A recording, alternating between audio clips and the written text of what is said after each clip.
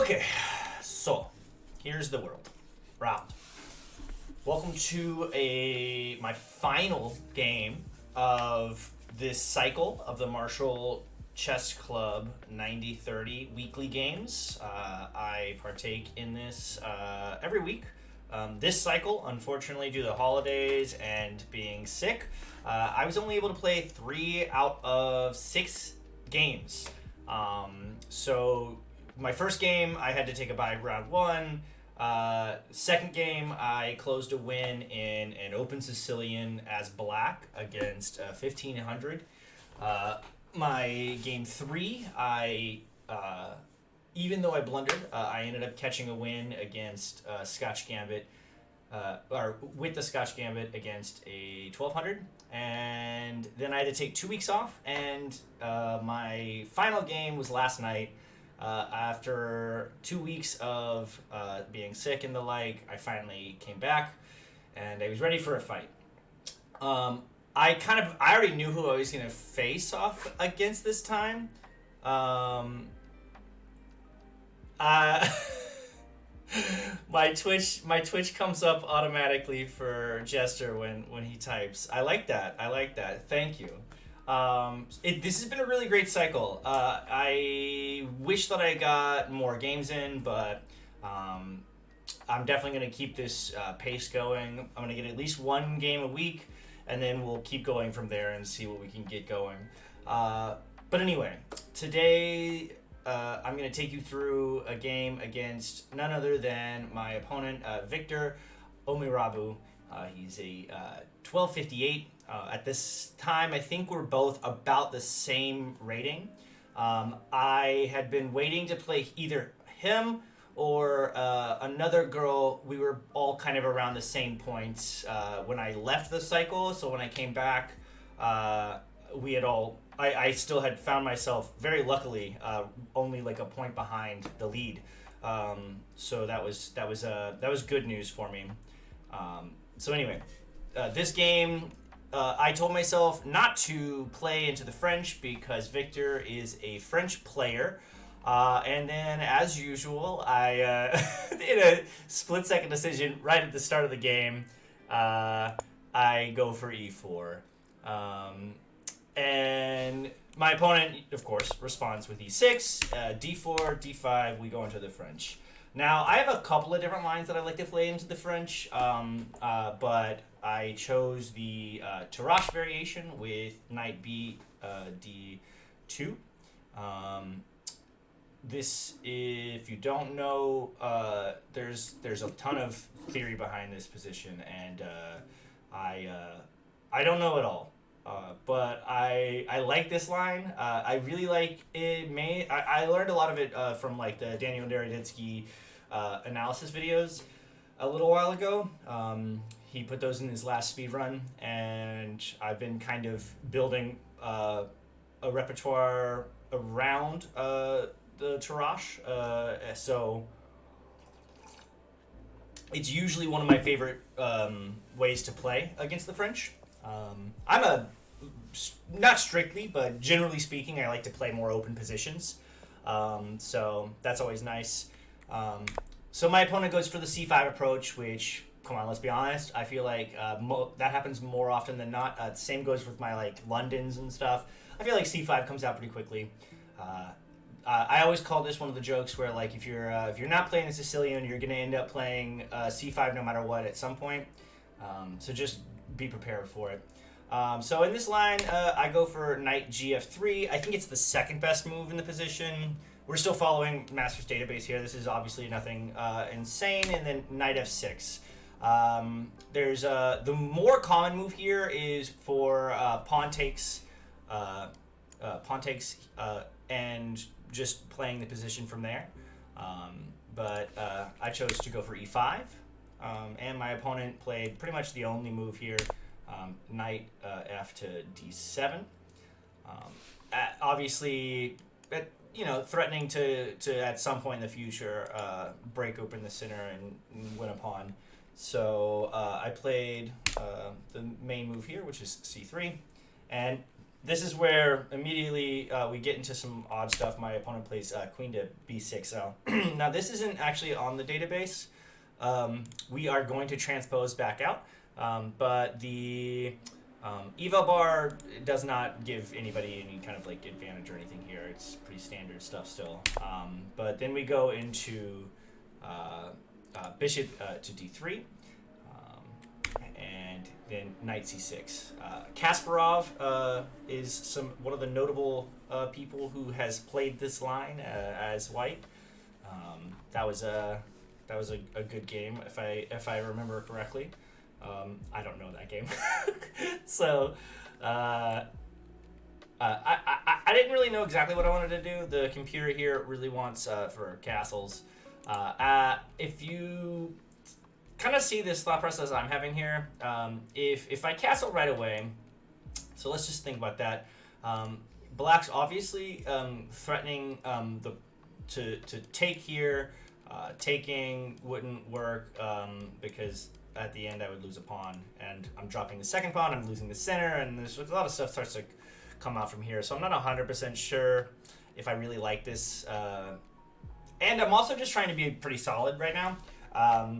I played a kind of a move that I didn't realize how bad it was. I played queen to b3. Now, in this line, let me turn the computer back on. I'm trying to keep the computer off, but I do want to show some of the main lines here. We really like takes. And my concept was that I wanted to like bring open the file here, but I suppose that after this, there's a lot...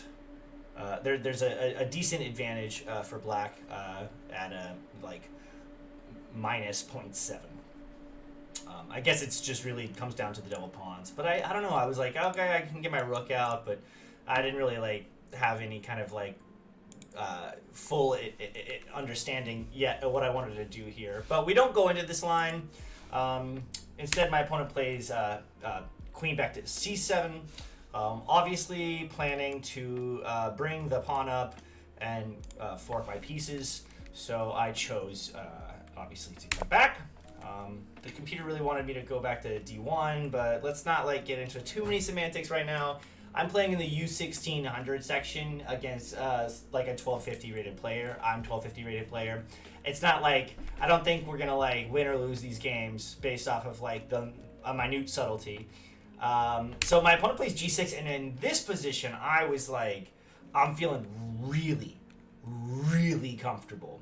I have seen not just in French games, but you see this a lot in the French, but I've also do this in some of my London games, and I'm bringing the London up here multiple times because not that they're the same by any right, but I've noticed that a couple of like ideas within the opening to middle game kind of like blend together, and it's really just like attacking ideas. So I played h4. Now the issue here is that when you're gonna play h4, you're playing h5, okay? And you're gonna notice that this is gonna become a common theme throughout this entire process, is that I don't play h5 when I'm supposed to be playing h5. I've had people tell me this before, that like I've had like 1900, 2000 rated players get really like really stressed out when you play this g6 h4 move. It can get really intense really quickly if black isn't prepared for it. So c4 is understandable. You want to lock this position, but I'm just gonna move my bishop back to e2. We are definitely planning to bring up b3 at some point and really getting into the action. And bishop g7. Now in this position, I do play b3. I am supposed to be playing h5. Now I want to take you through the line because it's quite fun. There are some things in here though that I have to remember why you can or cannot do it. Let's turn the computer on here. So we get h5. Yeah, there's already a 1.5 advantage, like almost a 2-point advantage for white here. We get h5, getting ready to just completely strip open the position. You can't take back because you lose. Let's see, like you can't take back because you're going, oh yeah, it doesn't even want you to do that first. You're gonna check first and then take. You're probably going to be winning this bishop at some point if you can find a way to. It would get really nasty. So h5, b3 takes, and then this series of like odd trades here in the center. But it doesn't. It's not that it's like it doesn't like not make sense. It's just that something that I don't know if I would necessarily play the way that it wants me to play it, to hold the advantage. And this is actually going to become this game's analysis. The thing that I get the most frustrated with is computer line wise, you can tell yourself like you're doing really well, but like from a human perspective, there's going to be a lot of like ideas here. But you know, like from here, jumping in and then getting us some attacks, I'm also thinking to myself that, oh, the whole idea was to go for this, right? But so king b8 and then castles push, and you can't jump in because you can jump in. Well, actually you can, but it's not that bad. You can't take. That's what it is because now you're going into a drawn position here by jumping back, taking, and taking here. And then this just gets really crazy. This is actually really fun to show you why this is a drawn line. It's a computer position, so I would never, in my head, think to do anything like this. But it's just fun to see, like, conceptually why this would happen. And then you just go into a repetition here. So we're not going to go into that position. With g7 being played, I chose to play b3 first. I'm saving h5 in my head, but that's going to become, I think, one of the main problems of this line for myself. So in this position, let's go ahead and pop this off first. Black thought for a little bit, played b5.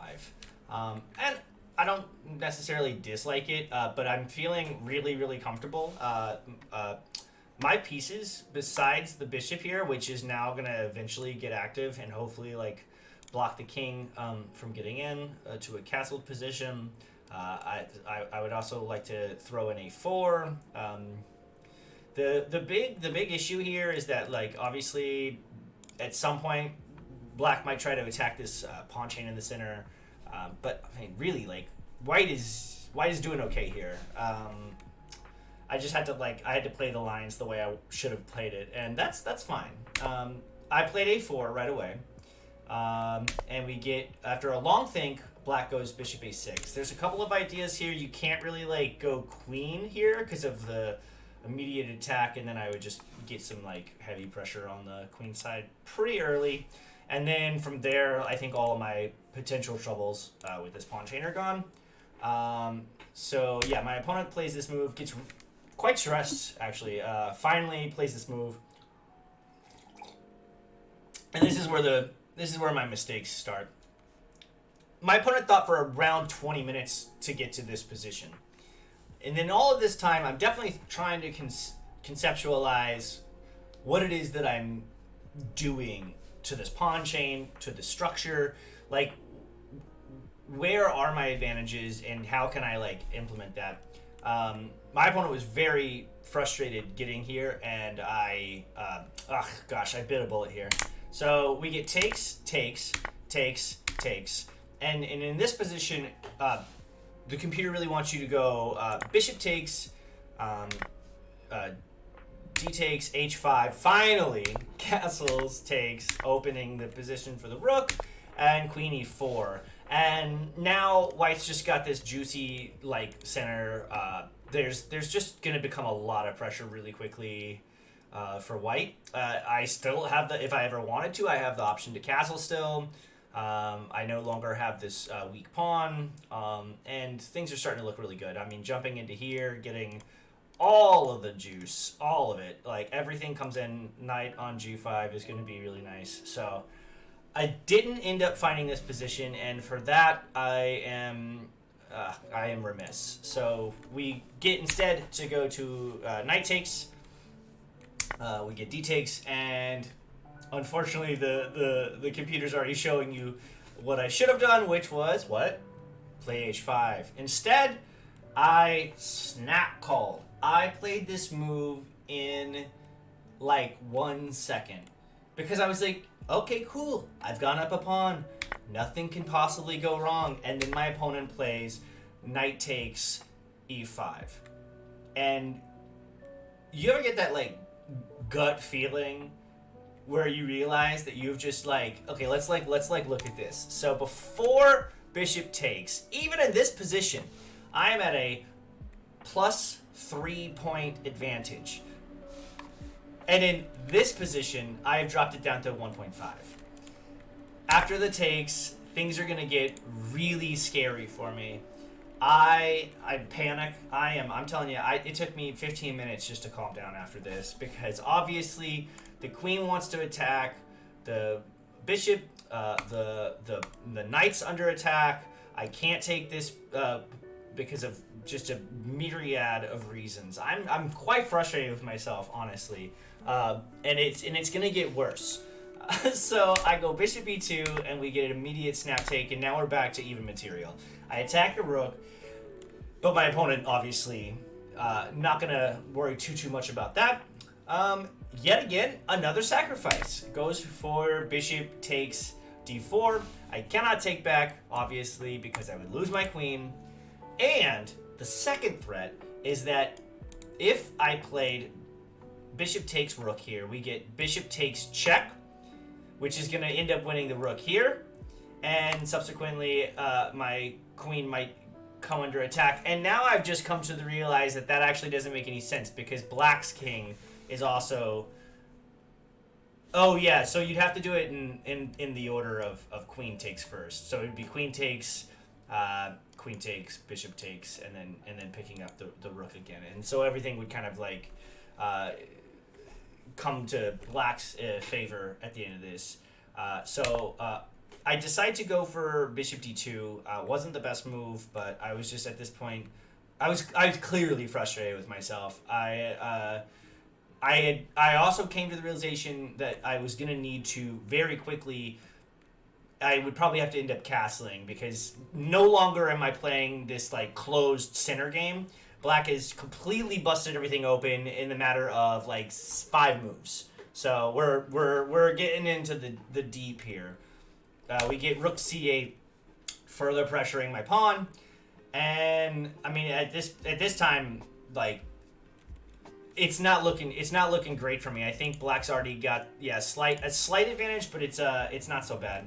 We're at a -7 advantage here computer wise.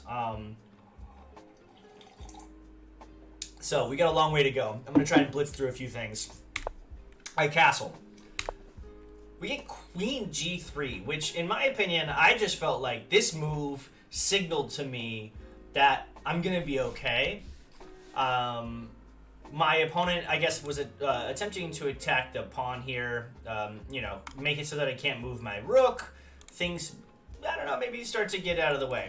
Now, what I was supposed to do in this line, I think, is to bring the queen out, pressure here, try and get this, at some point, get the action in here, and obviously threaten to take the bishop. I did not end up doing that. I thought for a few here, and I just accepted my losses, and I was like, look, I can already see down this line, I'm going to be like a pawn down, but it's going to be like one of those pawn down in games where I'm not feeling too stressed about it. So I decided to take the bishop, allow rook takes, take queen, and rook is immediately going to be attacking this pawn. Now, I also came to the realization here that white is gonna have a hard time trying to keep that pawn alive. That's gonna be like thematic towards this endgame. So I just chose, at this point, I knew I was not doing great, so I was like, I'm gonna go for a draw. So we get takes, and my opponent castles, and I can go back to a1, because now I am going to win the pawn, because black can no longer protect because of the bishop, so I'm definitely picking it up, and the knight there's no way that the knight's going to be able to protect that pawn. So my opponent goes for rook d8.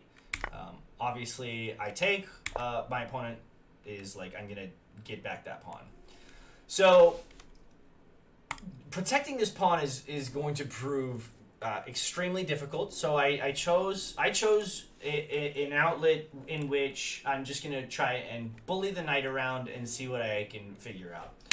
So I go for rook b7. The computer really wanted rook a6 instead, but nah, c'est la vie.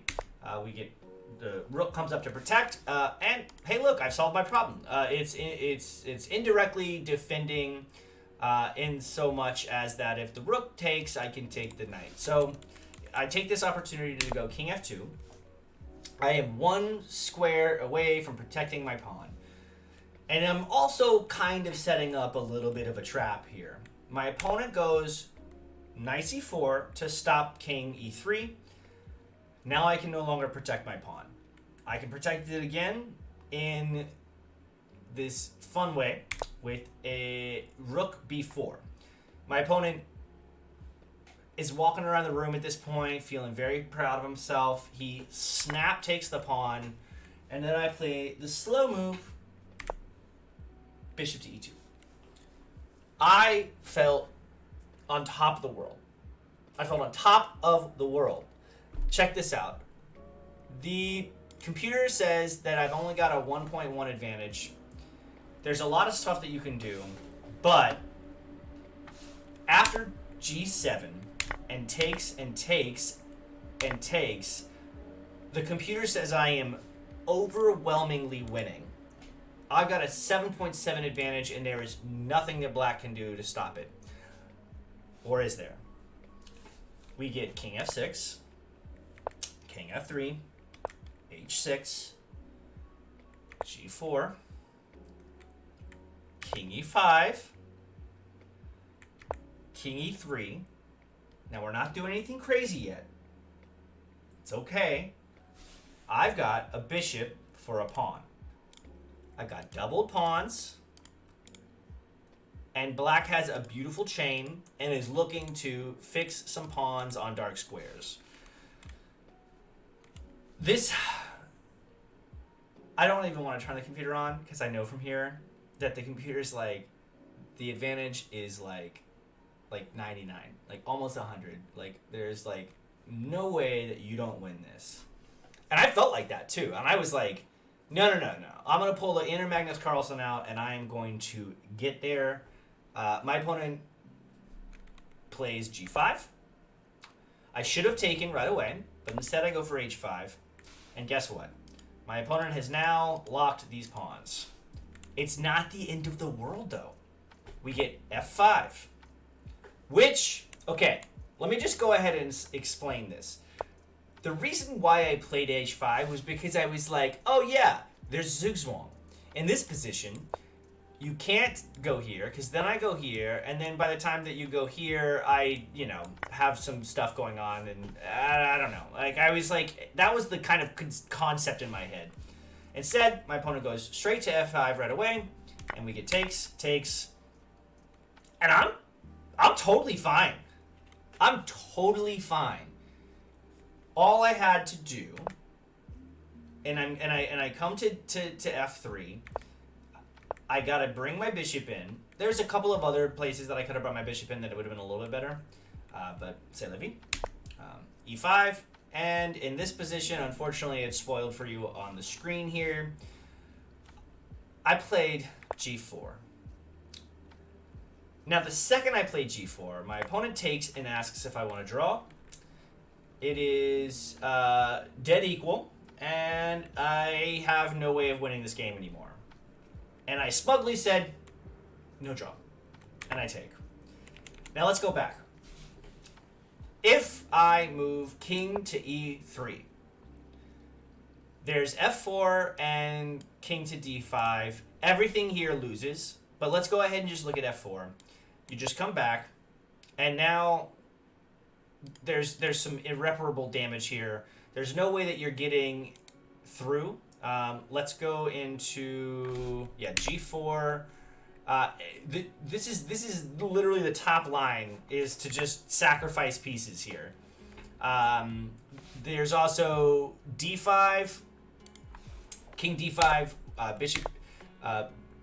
This wiggle game that gets played here, and then dropping f4. Now, let's just like consider there's so many different ways that this could happen, But all we're trying to do here is we're trying to pick this pawn up, right? I can even sacrifice my bishop at any time to like find a way to get this pawn. Because if I can get this pawn, that means I'm jumping in and I'm grabbing this pawn, I'm grabbing this pawn, and I'm getting up. And I'm definitely going to promote.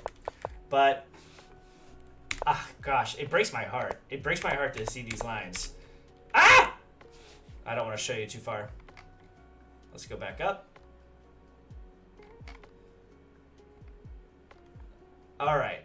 Yeah, and then in this subsequent position, you bully your way. Yeah, you bully your way back up, and there's pretty much nothing to do anymore at this position. You can give up the bishop. Like you literally go ahead, take the bishop. I don't care. There's nothing you can do. Black tries to come in, can't do it because there's this. So I don't want to talk about it. Instead, after g4, like I say, we get f takes. King takes, and it's over. Dead drawn. Now, I can still lose this game, but this is dead drawn. We're going to go through this pretty quickly so that I don't have to think about this game very much after this. So, king opposition here is really the name of the game. Black is just refusing to let me in. And I'm trying to think in my head, trying to figure out what I'm supposed to be doing. At this point, there is the second best 7-year-old in the country, or second best girl 7-year-old in the country. I think she's like 8th best total. The under 8 is the category, not 7 specifically. But she's like 7, and she like crushes like people my age and older, like talented players, and she's doing great. She drags a chair up to my board and goes and sits down and starts looking at this game, and I was so stressed because I couldn't tell if that meant that I had something or if I didn't. But honestly, I think it was just one of those, like, all right, let's, like, see what you can do with this endgame. Gross. So, like we're doing, we're wiggling around. I cannot figure it out, but I also don't want to threefold. I get this idea of this bishop G2 thing, and I'm like, in my head, I think that there's some way to discover check the king and then use that to my advantage to, like, push my way in. But I genuinely could not figure anything out, and it's because there isn't anything here. So in this position, I played the only move that guarantees that we are going to, and I played bishop f1. My opponent shakes his head. We've been here for about 45 minutes from my g4, and guess what? It ends with g4 as well. So it was very thematic, actually, quite beautiful. G4 was the G4 was the right move here, G4 was the wrong move here, and G4 won the game here. Not won the game. I offered a draw here, and my opponent accepts because there is no way to protect my pawn. That also means that, after takes, I'm going to bring the bishop in and take the pawn myself. And then there's no way that my opponent gets this pawn to a promotion with the bishop because I am protecting the square. But oh my gosh, the feeling that you get when you lose a game that you totally were winning. Let's go back one more time just to look at this again, because this isn't like a bit. Like, the computer says in this position I have, let me see if I can bring this up on the screen. The computer says, there we go. There it is. 99 is the scoring for the game here. And it's because, like we just went into it, the king e3 move here just crushes. F4 gets straight to the point because of this move here, and like I said, this sacrifice. But like, let's just say, for instance, you do this. Now I'm shouldering my way in, and there's just nothing that you can do anymore. The whole concept that I had in my head was these Zugzwang moves. Because I have a bishop and because your king doesn't, I had the realization that I was going to be able to get in there and push the king around. And of course, I just found a way to not get that. So this is going to be a great learning lesson. Honestly, if this is the last classical game I get to play this year, so be it. I've learned my lesson. I'm going to take that into the next thing. I will say, my opponent brought up some pretty intense advanced play here later in the Trush. So I'm glad that I got the chance to see it. Because the next time we play, I'm gonna be ready. Anyway, thank you so much for sticking around for this game, and I hope you enjoy it. We will be doing another game analysis in the new year. So make sure YouTube say hello to Twitch and Twitch to YouTube. So check it out sometime.